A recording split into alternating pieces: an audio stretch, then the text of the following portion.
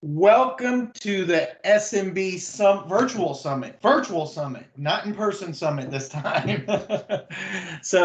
My name's Chuck Ingram. I'm with CongruentX. Today, I have an awesome guest, one because we're friends, but even more than that for you guys, he is going to bring a ton of insight. So Chris Cognetta is a director of Microsoft platforms for campus management. He's based in Tampa, Florida. He's originally from New York, and he grew up a lot in South Florida. He's a proven hands-on servant leader. I can attest to that. We've worked together with over 25 years of industry experience across many different technology platforms and architectures. He's, which this is really cool. He's a six-time Microsoft and Business Solutions 365 MVP for Dynamics. And there's only like 50 or 60 in the world that do that. So that's a pretty select group.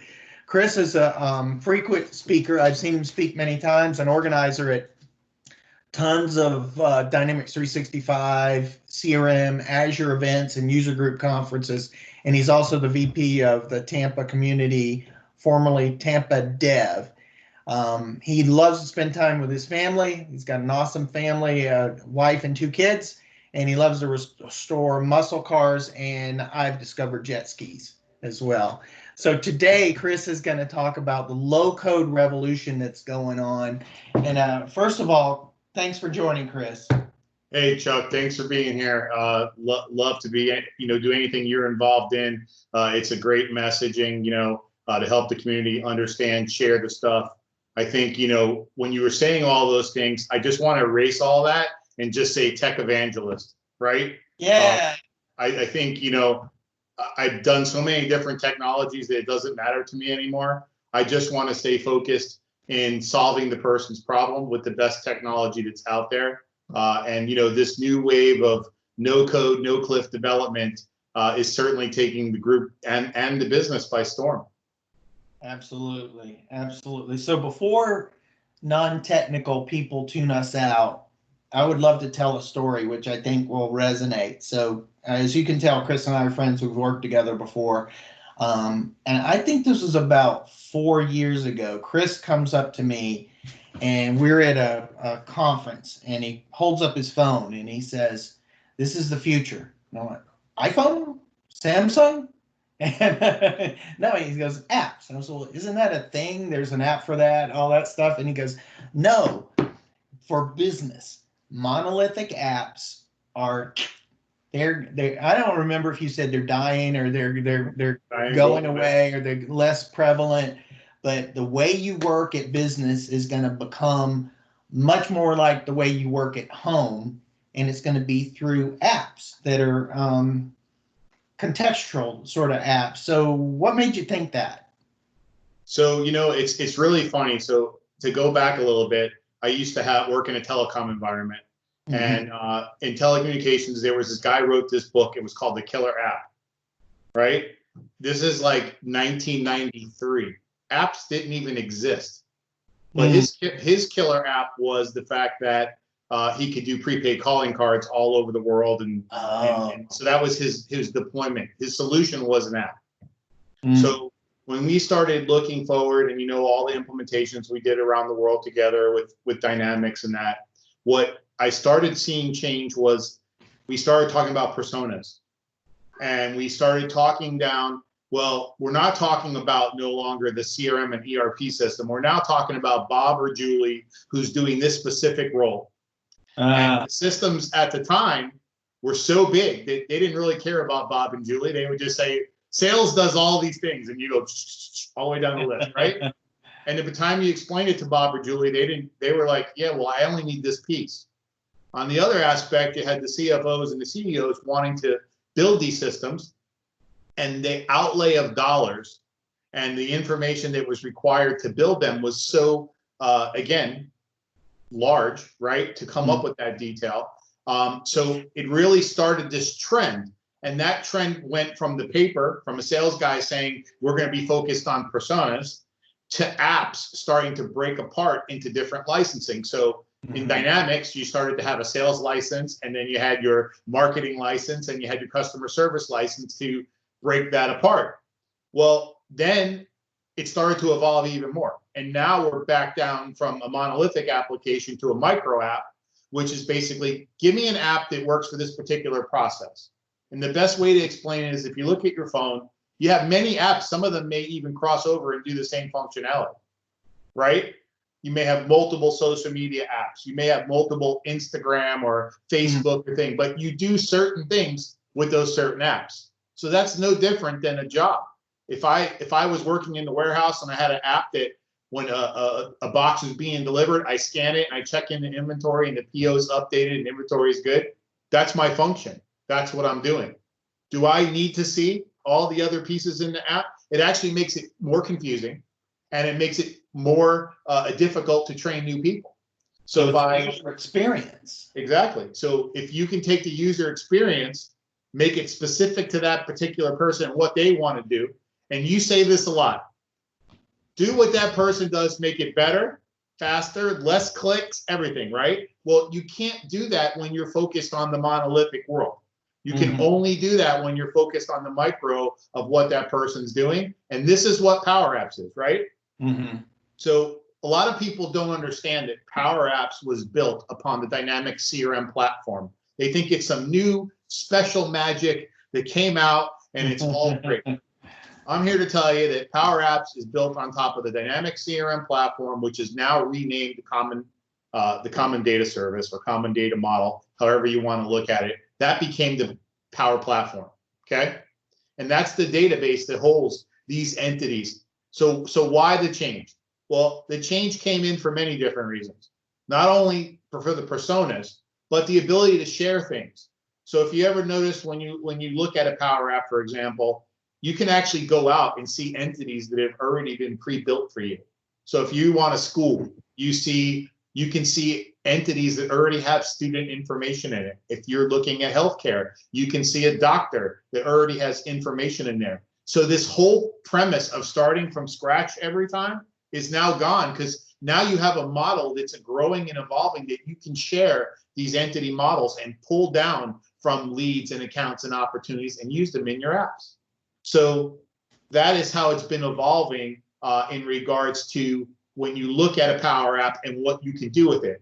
But that's where the traditional things that we had, which is I need an implementation guy, a developer, a UI guy, a web person, all of those things have been thrown out the window. And we've gotten to this, as you call it, citizen developer. I actually looked up the trend citizen developer. Have you ever looked it up? I think a while ago I did. So this, and I'm not talking about the definition, guys. I'm talking about how many times it's been used in the course of IT of trying to do this, and how many times it's failed. Right? It's failed a lot of times because it was always something different. I'm going to give you the best one I can give you an example of. You ready? Did you have Lotus Notes? I did. Okay. How many databases did people build out there and made all their own little department apps? How many did they have? Zillions. Okay. Why did it fail? It failed because of the simple reason that the two departments' data was separate. It was not integrated together. So the common data service and the model of being in the same database and being able to extend and do your departments together and share that data automatically, but give me only my viewpoint of it versus having to integrate it is where the evolution comes from. So I was going to ask you about that. So I was going to ask in a little different way, but you said it perfectly, is like, how does this square with what the IT people want? Like, if I get an app that I get to, like, to your point, if you're in sales, you prospect, you get ready for meetings, you go to meetings, you work your pipeline, and you do forecasting. That's kind of what you do in sales. Right. When you go into CRM, you see this morass of fields everywhere, and you just came there to do one thing. Yeah. So I get it that I would want an app that helps me prospect or get ready for a meeting or whatever. At the same time, if everybody had that same idea, how does IT it seems like that connected database is where Yep. the IT people are still going to be pretty happy. So that was the second problem they were trying to solve, which is Hmm. you go off and how many sales meetings were me and you in with Salesforce competitors saying, well, Microsoft products don't even talk to each other.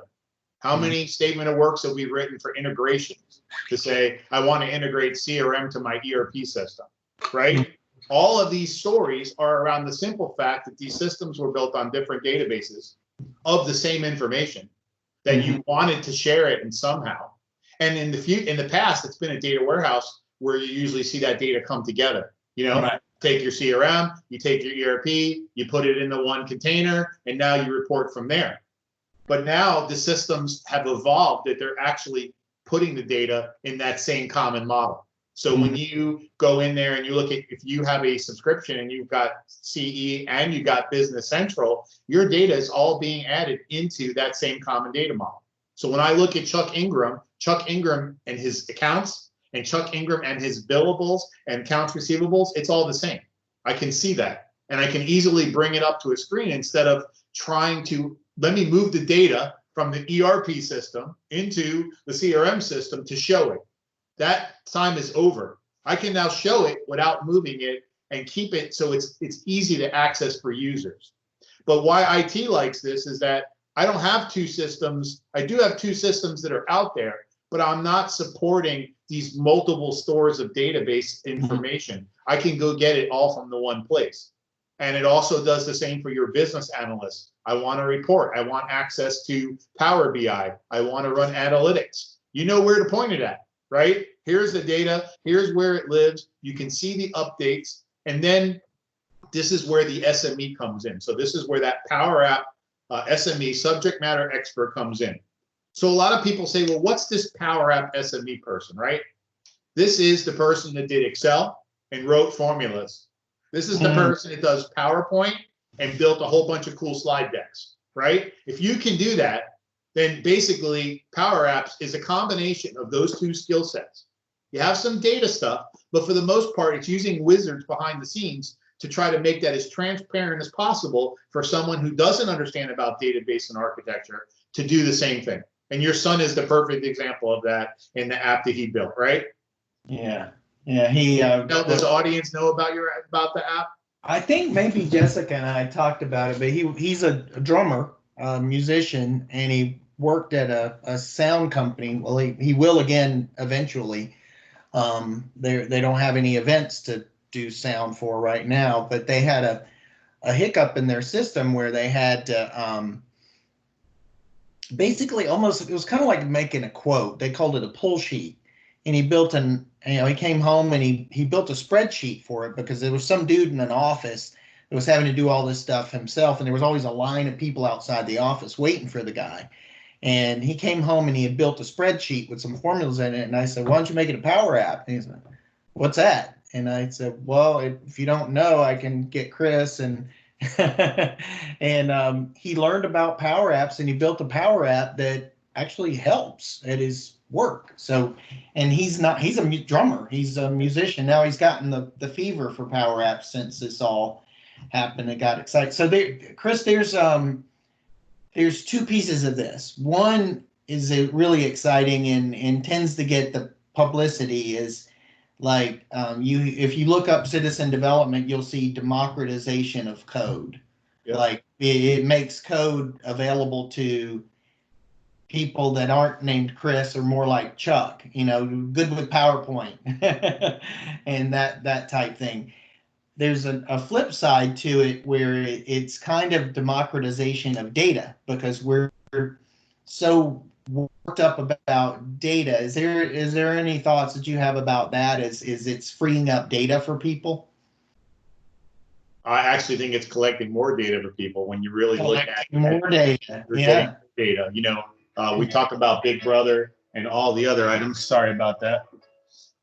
We talk about Big Brother and all the other things that are happening in regards to data. But yeah, we're collecting more data, right? We're collecting entry points. We're collecting marketing points. We're collecting social media chats. It's just on and on and on, right? Teams channels. I mean, there's so many ways that data is evolving, but the key is how do you expose that and use it and leverage it inside your business, right? And you talk a lot about this at Congruent on it's the taking that business process and finely tuning it to make sure you achieve the outcome, right? Mhm. How do I achieve that outcome? How do I make sure that I didn't just implement, well, they said this requirement. That's great. They said this requirement, but there's a goal and an outcome that you're trying to meet. And again, without the tools and the tool set there to be able to go through and figure that out, then you don't know if you met the outcome or not. So the measuring of these items are getting there. But you talked about Connor. My son actually did a 12 years old, sixth grade, and he did his science project, and the teacher gave them a task to improve something in the school. And he wanted to, he started, looking at school and what he was doing. And he realized that every single morning, even though the teacher knew everybody's names, roll call was 15 minutes out of the class time. Mm. So he felt that if he could use technology to solve that problem, he would, that would be his thesis. So he went through and he built a Power App using out of the box Power App, Flow. He used geolocation mapping in Flow, and he basically took the school and where his classroom was located, it gets down to about 15 meters. And he set up a trigger that when you walk into that area, it triggers off on your phone that you have entered that area. So as you walk down the hallway, and he's got the Flow app running on his phone, so you could assume that that would be a school app that the school had, right? Where you looked up your grades or your teachers, and as you walk in, it automatically sends up to the cloud that, hey, and you could be on Wi-Fi, you don't even need cellular, and say, okay, now the Flow triggered that you entered the area, and then he writes it into his log, and next thing you know, teacher looks at his attendance log while everybody's sitting in the class, and you see everybody who logged in. So he got to like the third level of the county. So that was really cool. But the point is that he did this with no knowledge of really, he's not an Excel whiz or any of that type of stuff. He just started down. I gave him a few points on this is how you move around in Power Apps. But the concept of, it came to him like he wanted to build calculations on how to figure out the room, right? How to figure out the dimension of the room. How to figure out, well, if I'm standing, am I in the room? Am I out of the room? That was his goal. Can I use GPS and track it? But these tools are natively built into Power Apps. So like things that are on your cell phone today, cameras, GPS, those are native. I don't know if you've seen any of the Power Apps object detection stuff. Yeah. There's a lot of things that you can open up a whole new world of possibilities. That you're not writing code to do that. You're dropping and dragging things on a form, and it's grabbing that data. So back to the no code development, and really, like you said, less code, that kind of thing. What makes this so much better for IT is the following statement. When you build something in Power Apps, you're going to get to a point, and that point in the past has been called the cliff. And your app goes so high, and then you get to a point where you can't do what you wanted to do, and your app's done. You can't evolve it anymore. So it fall off the cliff. So no cliff development means is that when you hit the point of your knowledge and as far as you can take it, you can bring in a team of IT people and extend the app that you started and finish those items or add in functionality. An example of that is maybe you want to call a web service and get some information from Google for a search or a library search or something like that. You may not know how to interact with the web service. It does do that, and someone who has a different skill set can come and help, right? So the moral is that you don't have any cliff. So IT people like it because now you're building an app. You know what the functionality is. Who knows better than requirements than you do? Nobody, right? You know what you want, so you do your screen layout, you get the information you're trying to collect, you understand what you want to talk to. When you get to the point that you want to use it, you can actually publish it through the Office 365 stuff. There's no special permissions, nothing. As long as you're an Office 365 user for your company, those apps can be maintained and published right through that directory. So it's very powerful on what you can do there. You don't have to go to Apple iStore or Samsung, Google Play, none of that. It's purely an Office 365 app that's available that you run on your phone, and you can access your library apps that you built. So very powerful. if I were in somebody listening were interested in Power Apps, where would is there some place at Microsoft's site to go? What's a good Yeah. way to test this thing out? Yeah, so there's free trials available. You know, you can go to make.powerapps.com and that will get you a license. Most people who have Office 365 have the license and don't even know, especially for a Dynamics user. They give you some licenses there, but you can start there. You can try it out. And here's the best part. You can do it without even talking to your IT department. I know all the IT guys just said, what? But yeah, you could use an Excel file. You could point to a cloud. You can play around with it just like you play around with a PowerPoint to get what you want to see in field, and then maybe show it as a prototype. So it has all different levels of what you can do with it and how it can help your business. But what I'm seeing is rapid adoption. I'm seeing rapid adoption by not only different industries. So I see it in healthcare, I see it in finance, I see it in higher ed, right? I see many different industries taking the same problems that they've had in the past and had to build, you know, $100,000 solutions and solving them with these simple Power Apps. You know, there's one company that we used to work for at TriBridge that did some stuff around insurance workers, and they had an idea of building an app that tracked the insurance workers and when they were entering their time. And their issue is that the people were not entering the time at the job. They'd go off and enter it at home, or yeah, I was there. Well, so you can combat that by A, the GPS knows where they are, and B, you can identify that you're on the network that you're typing from, right? So there's lots of things you can do. And, you know, some of these things are kiosk type level application look. Like you ever go and you check in for your flight and you swipe your credit card, you do a couple things and you're done, right? It never reads mine and I have to type in my. That's from being in your wallet. Yeah. Right? But, you know, those simple type of kiosk apps to very complex replacing the entire system. There's a lot of people who use Dynamics, someone who maybe even on this call who says, I hate the way Dynamics looks, right? And I want to build my own thing. Well, now you can take a Canvas app, you can build any GUI that you want to have on there, all kinds of graphics, whatever you want, and you can drive and pull the same data. So here's the best part. This tool set that's now been exposed to you and everybody else, Microsoft is going through the same tool set to deploy and do their first party apps. So first party apps are sales, customer service, marketing. When they build and add that functionality, they have to build on the same framework that we are. So we now, in the flip of that, have all those same tools to build our own apps. So you're able to actually build some really custom things, more than you would think possible. And we're starting to see some of that. There was, if you get some time, you can go out on YouTube and look at last year's Inspire or one of the events, and you can see they had Power Apps contests. And people were building like Pac-Man, Hangman, I mean, all kinds of things that you can do. Some of the hackathons that we do at the UG, and when we go to the Microsoft Summits, those hackathons are around pushing the limit. What can you do with it? You know? I told you the story about the shoes. Did I tell you that story about the shoes? I know the story, but you haven't told it here. So I was watching object detection. Sure. I was watching Satya Nadella, and he was showing object detection in Power Apps, where that you take the camera and you take a picture of something. And what the problem is that Pepsi has all the drivers that are delivering the soda. Well, the new stores like Walmart and Sam's Club and them require that if you sell something there, you have to keep your own inventory. There's no stock boy, right? So they cut the middleman out and said, you deliver it, you got to count it. Well, now you got a driver that's got to count all the soda on the shelf to know what he is adding and selling, right? So they made the app be able to understand that if you have 6 2-liter bottles, it can count them. It can count stacks of cans. It can count recognizes the shape. And it's right on his opening video, which was awesome. So I've been trying forever to figure out what I could use that for.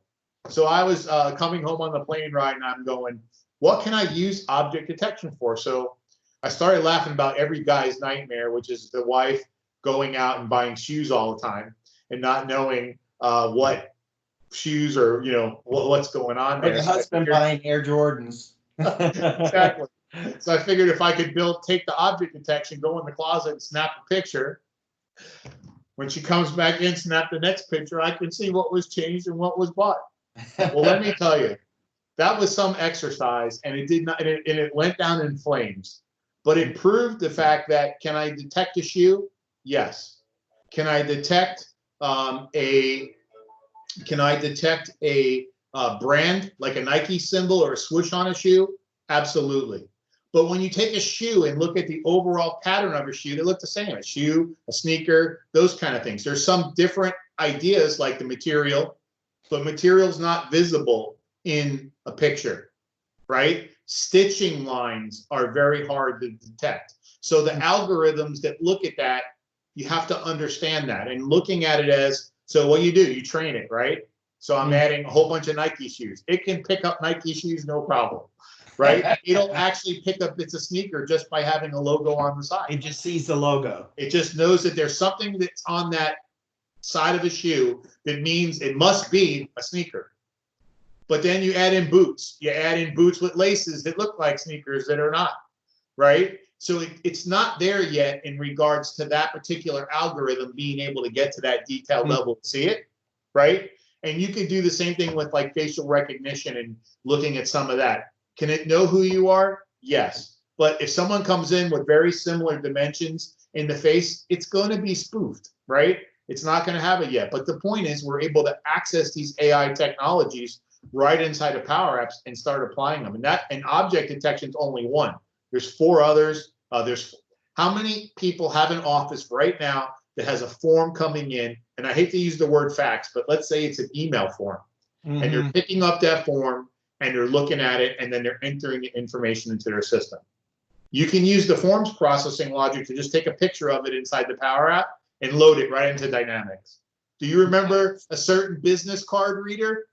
The program everybody used to want to buy for $499 to get your yes. Okay, you can go to the sample code for powerapps.com and download it for free and do it right from your device with step-by-step instructions and get data right into your system. So, lots of things are changing in this. I see when you go to our conferences now, people have their own apps that are scanning cards. So I actually looked at applying it to another industry, which was automotive. A lot of these guys go and do these dealer shows and they take orders. Well, they take an order, they put it in their box, and then they go home maybe a week later. Then they give it to the warehouse, process all the credit card payments, and then they start to ship the stuff out, right? Well, now this guy just takes a picture of that form that got filled out at the show. And while you're at the show, the warehouse is already shipping it. That most people, by the time they get home, have already had the package there. So the guy leaves your booth.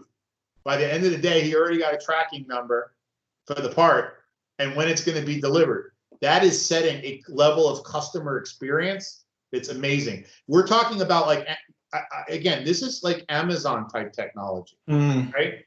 Have you ever done in Amazon a search by picture? No. So if you go to Amazon, there's a little icon there in the search bar. You hit the button that says object. And if you take a picture of a can or something like that, not only does it do barcode, but it will go search all of the pictures and algorithms with an algorithm through the database and tell you what it looks like. And again, that's how these apps and features are changing how we do business today. And it definitely change a lot of things. Yeah. So I want to change the subject just a little bit. So sure. It'll take a tiny bit to unpack this, but I think it's worth talking about.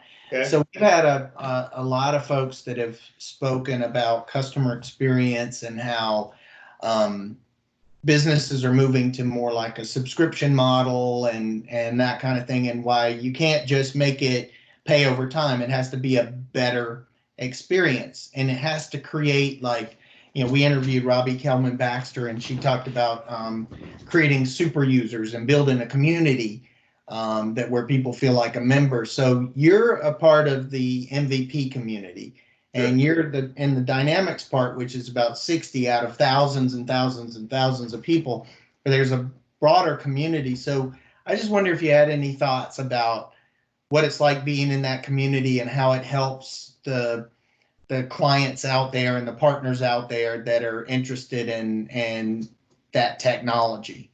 Sure. Well, the community about being an MVP is one of the main reasons that I want to stay an MVP. And really, it's that networking group of 6,500, whatever it may be, of people who are just like me all around the world, that have all different experiences across all different industries using a same tool set to solve that problem, all on a DL list that we all can talk to and solve and work together. That's the power. So when someone asks, you're an MVP, but what does it mean for me? It means that there's the top people in the world that are all working together, that we all work together as brethren, right? To solve these problems.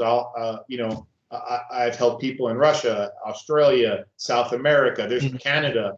There's not a place really that we haven't done something to work together and solve a problem. So community for us is that ability to reach out, have that networking opportunity, and work and learn from each other. Self-training, working with each other. I know something, I'm going to teach you. You know something, you're going to teach me, right? That kind of thing. So the whole community is getting better, raising everybody together. And that's why we all like to pay it forward. So when we go to conferences, you may have seen the medics. You're familiar with the medics concept? Oh, yeah.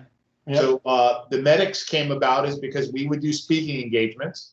And while we were in the speaking engagement, we would come out and there'd be like, 15 people in line want to talk to you, but you got another speaking engagement that you're trying to walk to and you don't want to be rude. So we said, wouldn't it be great if you could go somewhere and meet with the speakers and talk to them and really bring your problem and let's solve it right there, free of charge. Let's try to solve it or give you direction on what you can do. And it's a smash hit. It started in CRM. It went through all of the products. So it's in AX, it's in VC, it's There's in a lot Power of that thing. Everyone. Microsoft now has a tech garage. When you go to conferences, it's the same thing. You go in the garage and get some information about it. So it's that spirit of community, the blogs, the social media, all the things that we do are what happens. I think, a lot of people miss some of the points, especially around like Twitter, right? If you think about it, Twitter is nothing more than a custom newspaper for Chuck Ingram coming to your doorstep every day. You can choose to only look at it one time a day, right? But when you look at it, you can, by what you follow is what your feed becomes. Right. Right? If you want to follow politics or you want to follow cooking recipes or hot band members or guitar strings, some of these items, that all comes to your media and that's what you see. Well, the same thing holds true for technology and business. So for me, I'm not only following all the MVPs, but I'm also following market leaders and that do different things and different trends, right? And all of that information is now at my fingertips, where before I may not have heard it for 3 to 4 months or the next conference, right? Now it's instantaneous. So that social media, that integration, and again, what are they? They're apps. We're back to the whole app thing again. I got that app. It's giving me the detail that I want. And once I'm done with it, I move on to something else. So thank you, Chris. Before we go, I have 2 more questions. One is very technical. Okay. Who was your favorite Batman? Who is my favorite Batman? Which actor was your favorite Batman? I definitely love the original. Just from the way that it was set up in the car, because I'm into cars. I like the Jordan car. Adam West. But I do like the latest guy. I don't remember his name, but I do like the guy from the Batman 2008, or the bad Batman when he comes back. Yeah, Batman. Christian Bale. Yeah, I like him. I mean, Michael Keaton, of course, we all looked at, right? Yeah. But I do like the new, and again, it may be because the movies evolved and the technology, but that's where I'm at with that one. Gotcha. What's your favorite Netflix binge series? So right now, or of all time? Of all time. Wow. Of the last year. So it was Son of Anarchy. We were watching that religiously. Right now, I'm watching one called The Heist. It's called The Money Heist. The Money Heist. Excellent series. It's 4 seasons long, and it's about, believe it or not, it's about robbing the Royal Mint, where they make money. And you're thinking, how can that go on for 4 seasons, right? But I don't want to share any of the details because it will ruin the story for you. Yeah, no, I gotta watch. But it's definitely one. It's actually in Spanish with English subtitles. So for me to sit there and watch and read it and see it, it's pretty attentive. So, you know, I don't watch a lot of TV. We spend a lot of time with the kids. I like to work on the cars and the jet skis and that kind of stuff, and help others in the community. So, you know, it's hard to get that time, but when I do, those are the ones that I look at. Awesome. Chris, thank you so much. How can people connect with you? Yeah, sure. So you can follow me on Twitter at Cognetta, CCOGNETTA. You'll see many of my articles and blogs on my website at www.cognettacloud.net. Okay.